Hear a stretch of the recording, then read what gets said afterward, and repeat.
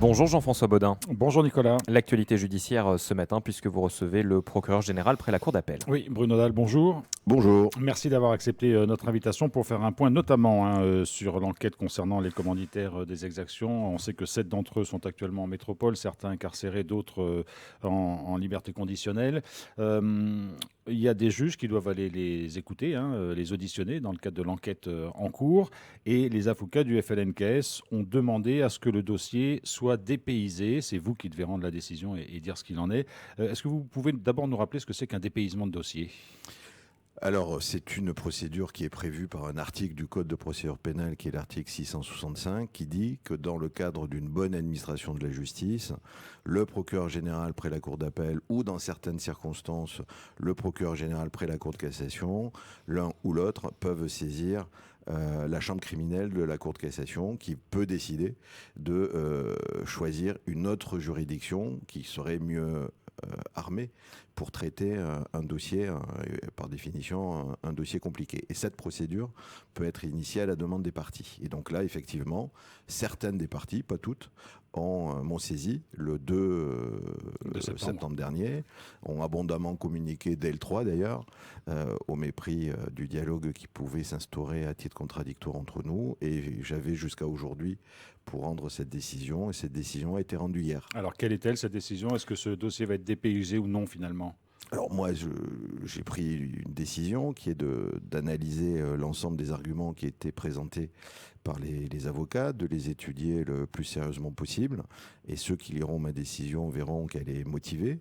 Et c'est une décision, à l'issue de cette analyse et à l'issue de tous les arguments que j'ai pu présenter, qui est une décision de non-saisine de la chambre criminelle. Donc c'est un rejet des arguments des avocats du FNKS. Ça veut dire que c'est bien le parquet général de Nouméa et le parquet de Nouméa qui continuent à mener les enquêtes concernant ces exactions. Alors, il ne faut pas dire parquet, il faut dire juridiction. Oui. Donc, parce qu'en plus, ce sont des juges d'instruction qui sont saisis. Quand les décisions sont contestées, c'est devant la cour d'appel. Donc, ce sont les juridictions de Nouvelle-Calédonie qui, de mon point de vue, doivent rester compétentes parce que l'ensemble des arguments qui ont été soulevés, de mon point de vue, ne sont pas des arguments pertinents.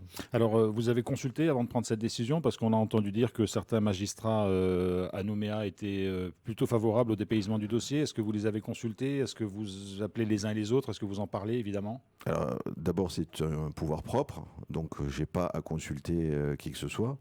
Et surtout, je n'ai pas à être sous la pression de qui que ce soit.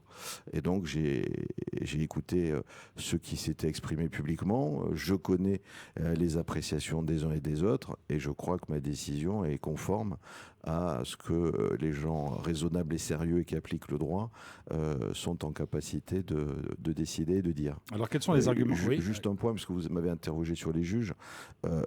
Je crois qu'il faut toujours se méfier de ce qui est uniquement rapporté par des personnes qui s'autoproclament porte-parole de la justice dans le cadre d'une expression syndicale, puisque c'est un magistrat qui, de manière solitaire, a évoqué, d'ailleurs avec la presse nationale, ce qui montre son intérêt pour les activités locales, qu'il y aurait eu des volontés de magistrats de dépaysement. Moi, ce que je peux dire, c'est qu'il y a eu des inquiétudes quant aux capacités de traiter ce dossier et que dès le début du traitement de ce dossier, avec le procureur de la République en face parquet et avec le premier président, dès qu'il y a eu une ouverture d'information, on s'est employé à donner tous les moyens pour qu'il y ait justement une bonne administration de la justice.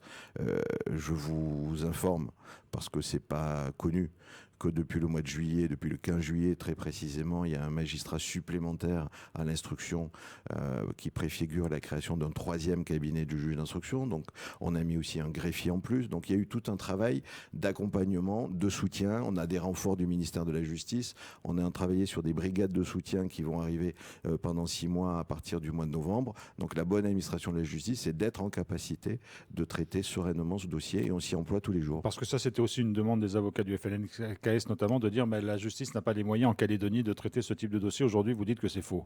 Alors, est-ce qu'il voulait parler des moyens intellectuels, des moyens juridiques, des moyens matériels? Sans doute des moyens matériels. Alors, sur les moyens matériels, je crois que ce que je viens de vous dire démontre notre capacité à faire. Le traitement de ce dossier depuis le début montre notre capacité à faire.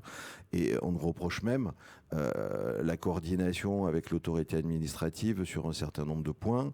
On prend pour appui le fait que des passeports aient été réalisés rapidement, ce qui ne serait pas le cas pour tout le monde, ce qui est totalement faux, puisque ce sont des passeports provisoires et que le Haut-Saria peut délivrer pour tout le monde des passeports provisoires en 24 heures, ce qui a été fait. Et on considère que parce qu'on a fait ce travail préparatoire, on avait fait pression sur les juges des libertés et de la détention sur leurs décisions.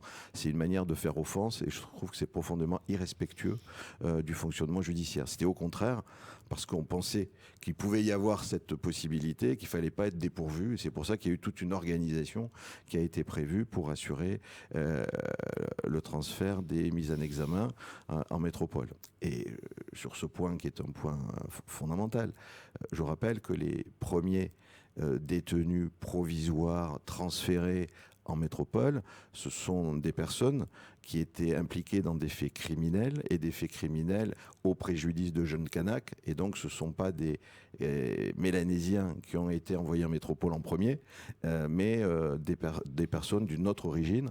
Et puis surtout, ce sont une soixantaine de condamnés qu'on a transférés. Tout simplement pourquoi ? Parce que notre devoir, c'est de préserver les conditions de détention qui sont indignes. Le tribunal administratif condamne régulièrement l'État. Et donc nous sommes des gens responsables et respectueux des droits. Et donc nous avons considéré qu'il fallait que les détenus soient dans des conditions dignes de détention. C'est pour ça qu'ils ont été envoyés pour la plupart en métropole. Et ce travail doit continuer parce que malgré les efforts de l'administration pénitentiaire, on a encore une situation de détention qui n'est pas satisfaisante. Et je rappelle qu'au moment des événements, il y a eu 2 mutineries. Et donc il n'était pas question de mettre des personnes à nouveau de la CCAT dans la prison au risque d'avoir une nouvelle mutinerie ou d'avoir un appel à marcher sur la prison pour libérer les camarades. Alors, monsieur le procureur général, si on en revient à ce dossier de dépaysement, quels sont les autres arguments, quels sont les autres points de motivation que vous avez mis dans votre décision ? Alors moi j'ai répondu aux arguments des demandeurs. Il y avait beaucoup d'arguments qui étaient issus d'articles de presse et de déclarations, soit du haut-commissaire, soit du procureur de la République. Donc j'ai répondu par point à ces éléments-là. Et puis surtout, le principal thème, c'est la bonne administration de la justice, et je viens de vous donner certains des arguments qui ont été déployés. Et puis je pense qu'il y a un sujet de cohérence. C'est-à-dire que les mêmes avocats qui critiquent nos décisions sur le transfert en métropole des détenus, qui souhaitent leur rapatriement, veulent transférer en métropole le dossier, ce qui signifierait que des juges de métropole seraient compétents et que la détention et le jugement, si un jour il y a jugement, seraient en métropole.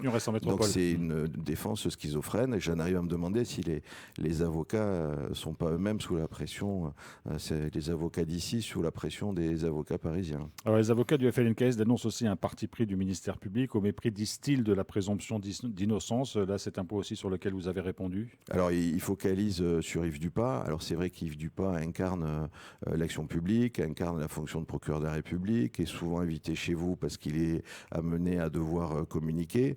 Je rappelle qu'au terme de l'article 11 du Code de procédure pénale, il est la seule autorité légitime à pouvoir communiquer sur les affaires judiciaires. Il le fait oralement, il le fait par des communiqués qui sont très précis et très équilibrés. J'ai l'occasion d'échanger avec lui régulièrement sur ce sujet. Alors, ce qui est reproché, c'est d'avoir indiqué que la CCAT était une organisation criminelle. Alors j'ai dû faire un cours de droit en rappelant que l'information judiciaire était ouverte sur des faits d'association de malfaiteurs, sur des délits en bande organisée, sur des faits criminels, et que donc ces qualifications-là, dans un langage courant et pédagogique, ça veut dire organisation criminelle. Ils ont considéré aussi que le fait de dire cela, c'était une atteinte à la présomption d'innocence. Le procureur de la République n'a jamais cité nominativement aucune personne mise en cause dans ce dossier. Dans aucune de ses interviews, la seule personne qui est citée, c'est Gilbertin, qui lui-même, Christian, qui lui-même assume pleinement les responsabilités de chef de la CCAT. Donc tout le débat, c'est de savoir si la CCAT est en totalité ou en partie une organisation criminelle. C'est le but d'une information judiciaire. Et parler d'une structure, ce n'est pas une atteinte à la présomption d'innocence de cette structure. Est-ce que cette décision que vous avez prise peut être juridiquement et légalement remise en cause? Est-ce que les avocats ont des recours éventuels pour contester la décision que vous avez prise? Alors moi j'espère qu'elle ne sera pas remise en cause parce qu'ils considéreront qu'elle est particulièrement bien motivée et argumentée. Mais l'article 665 prévoit que dans l'hypothèse d'une non-saisine de la chambre criminelle de la Cour de cassation par le procureur général près la Cour d'appel, ils peuvent saisir le procureur général près la Cour de cassation qui lui-même appréciera s'il saisit ou pas la chambre criminelle de la Cour de cassation. Donc vous voyez, le processus est encore long. Et de toute façon, comme il s'agit non pas de faire du droit, mais de faire de la politique, certains font feu de tout bois, peut-être justement pour faire pression sur la justice. Mais je vous rassure, que la pression vienne des uns ou des autres, on est résilient et on est habitué à résister à ces pressions parce qu'on voit tous les jours dans toutes les affaires judiciaires des commentaires contradictoires. Et ça ne nous empêche pas de fonctionner, de continuer à appliquer la loi, toute la loi, rien que la loi. Monsieur le procureur général, quelle va être la suite maintenant que cette décision est rendue? La procédure va se poursuivre, les personnes incarcérées ou en détention provisoire ou sous contrôle judiciaire en métropole vont être entendues. C'est bien ça qui va se passer dans les semaines qui viennent? Alors cette décision n'a aucun impact sur le déroulement des investigations puisque c'est une décision de non-saisine. Donc faut rassurer tout le monde. La justice va continuer à fonctionner. Les juges d'instruction qui sont co-saisis et qui sont soutenus et renforcés sont totalement libres de leurs investigations. Personne n'a d'influence à avoir sur eux. Et donc, conformément à la loi, ils doivent entendre les mises en examen, ils doivent procéder à des investigations, ils ont délivré des commissions rogatoires, ils sont maîtres de la conduite de ce dossier et donc ils vont le faire dans la plus grande sérénité. Et effectivement, ils ont décidé de se déplacer pour aller entendre, ce qui prouve bien que la justice se donne les moyens de faire le travail, y compris la justice calédonienne et surtout la justice calédonienne. Et si procès il doit y avoir un jour, et il aura probablement lieu, ce sera en Nouvelle-Calédonie? Bah écoutez, dans l'hypothèse où le processus confirmerait, et je le souhaite, la compétence des juridictions de Nouvelle-Calédonie, il est évident que, à l'issue de l'information judiciaire, les juges d'instruction apprécieront s'il y a des charges ou pas. Et s'il y a des charges contre certains des mises en examen, ils seront renvoyés soit devant le tribunal correctionnel, soit devant la cour d'assises, puisque je rappelle que les faits sont aussi des faits criminels. Alors justement, et ce sera ma dernière question, monsieur le procureur général, est-ce qu'on est sur un dossier politique ou uniquement sur un dossier de droit commun? Parce que les choses ne sont pas forcément aussi étanches que l'on pourrait le penser. Alors je ne sais pas ce que vous voulez dire par étanchéité, mais en tout cas ce qui est sûr, c'est que certains voudraient en faire un procès politique et certains essaient d'instrumentaliser politiquement la justice. Et quand je dis certains, certains dans les deux bords qui sont sur le territoire métropolitain. Alors moi je veux rassurer tout le monde. On l'a montré d'ailleurs quand il y avait une manifestation illégale des loyalistes devant le palais de justice. On résiste à la pression des loyalistes, on résiste à la pression du FLNKS. On résiste à la pression du travail, on résiste à la pression des résultats, on résiste à la pression médiatique. On est des grands résistants et donc cette procédure et notre fonctionnement ira jusqu'au bout avec toute la détermination nécessaire. Bruno Dalle, procureur général près la Cour d'appel de Nouméa, merci beaucoup d'avoir accepté notre invitation. Merci à vous.